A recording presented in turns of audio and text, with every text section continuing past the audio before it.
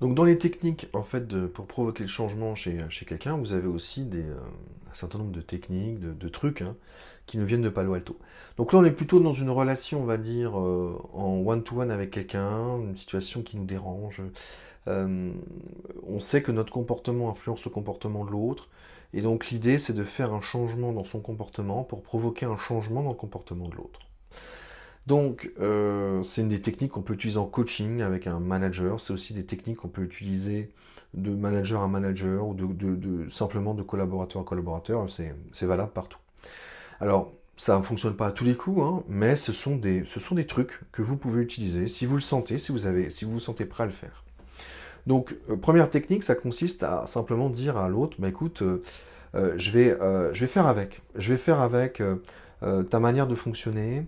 Ce que je veux te dire, c'est que j'accepte que tu ne changeras pas. J'ai compris que tu n'avais pas changé. Je vais prendre finalement un peu mes distances par rapport à toi. Je vais essayer de travailler en fait de manière plus autonome, sans avoir besoin de toi, de manière à ce que voilà, je vais m'adapter à la situation, de manière à faire avec ton refus de collaborer ou ton refus de faire d'aller dans mon sens. Donc ça, c'est quelque chose qui peut provoquer un changement chez l'autre. Euh, Soit parce qu'il a... Alors, expliquer ça, c'est un petit peu complexe, mais si c'est sur l'ego que quelqu'un bloque, finalement, il veut pas lâcher parce il veut il- c'est une question d'ego, il veut pas être le premier à lâcher. Le fait d'avoir l'autre en face qui lâche, qui accepte la situation, ça peut finalement relâcher la pression et ça peut provoquer un changement chez lui. Autre technique, le sabotage bienveillant. Alors celui-là, il consiste simplement à pas combattre en fait le comportement de l'autre, arrêter de se battre sur un comportement qui vous gêne, mais de simplement rendre la situation dérangeante. C'est-à-dire que quelqu'un, par exemple, ne range pas ses affaires, vous rentrez chez vous, votre enfant, il ne range pas ses chaussures. Bah, ce que vous pouvez faire, plutôt que de les ranger à chaque fois pour lui, si vous lui avez dit 100 fois qu'il faut ranger ses affaires, vous allez simplement les égarer, les chaussures. C'est-à-dire qu'il va y en avoir une qui va être coincée sous un siège, l'autre qui va être coincée de l'autre côté. Et finalement, le jour où la personne recherche ses affaires, vous êtes là, ah, bah, je sais pas, où est-ce que tu les as rangées, j'en sais rien. Donc on est bienveillant, faussement bienveillant, mais finalement, l'autre va par là même apprendre que s'il ne range pas ses affaires, ben, il va devoir passer plus de temps après pour les trouver. Autre technique qui nous vient de Palo Alto, c'est le fait d'en faire encore plus. Alors ça peut paraître aussi très paradoxal, mais vous êtes face à quelqu'un qui a un comportement vous voyez, qui a un problème par rapport à ça, et vous lui demandez d'arrêter, mais il continue. Et ben, vous pouvez lui demander finalement d'en faire plus, d'en faire encore plus. Exemple de quelqu'un qui travaille beaucoup, qui prend énormément de sujets, vous lui dites non mais là faut arrêter, il faut se calmer, là t'en fais trop. Et ben vous pouvez aussi lui dire, ben, à un moment donné, écoute, tu peux encore en faire plus, tu peux en prendre plus, j'ai pensé à toi, tu peux aller encore plus loin, voilà.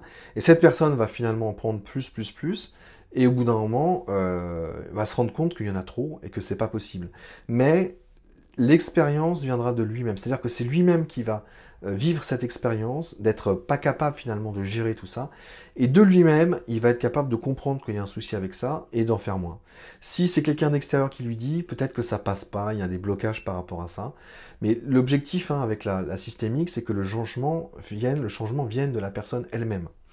Il y a cette notion de liberté de changer qu'on respecte, et aussi cette notion de se dire que finalement, il y a des situations dans lesquelles on ne peut pas forcer quelqu'un à changer, mais l'idée, c'est de trouver des trucs, des astuces comme ça, pour modifier son comportement, pour pouvoir éventuellement provoquer un changement chez l'autre. Autre technique très connue, la technique des petits pas. Ça consiste à repérer tout simplement la plus petite amélioration possible hein, sur un sujet. Donc ça, c'est des techniques qui viennent des thérapies comportementales et cognitives aussi, qui sont extrêmement efficaces pour lutter contre les phobies. L'idée, simplement, quand on est face à quelque chose de très compliqué, qu'on n'arrive pas à bouger, on n'arrive pas à aller de l'avant, on a envie de monter un projet, mais on n'arrive pas à travailler dessus, bah, commencer par un petit pas. Commencer quel est le plus petit pas possible qu'on peut faire, qui est concret, qui est réaliste, et que la personne peut s'engager à faire. Et à partir de là, il s'engage sur un petit pas, à faire pour une certaine date, il réussit, il commence à prendre confiance sur le fait que son projet avance, et puis un deuxième petit pas, etc., etc. Cette technique, elle est très connue, elle fonctionne très bien. C'est même une des techniques les plus connues en coaching, hein. Quel est le prochain petit pas, là, voilà, que tu peux faire pour pouvoir aller dans ce sens-là? On a décrit la vision finale, on a décrit l'état espéré dans le futur. Très bien, pour aller vers cet état-là, quel est le prochain petit pas que tu peux faire? Technique assez courante et que vous devez avoir en tête parce qu'elle est très pratique et elle peut s'utiliser dans plein de cas de figure. Autre technique, ça consiste simplement à s'interdire l'autocensure. Parfois, on n'arrive pas à provoquer le changement, on est contrarié par une situation tout simplement parce qu'on n'arrive pas à exprimer clairement le problème. Et donc, parfois, c'est juste un manque d'assertivité finalement chez l'individu. Et donc là, le fait de pouvoir dire les choses, simplement réussir à dire les choses, sans agressivité, sans manipulation, mais dire les choses telles qu'elles sont, en prenant le temps de prendre la bonne formulation, le bon moment aussi avec l'autre, et ben tout simplement, ça peut permettre de provoquer le changement. Alors c'est quelque chose qui est très important, hein, le fait d'être authentique, hein, de pouvoir être qui on est réellement et l'assumer. Ça peut demander du travail sur soi, un développement personnel, mais c'est quelque chose qui peut aussi provoquer le changement.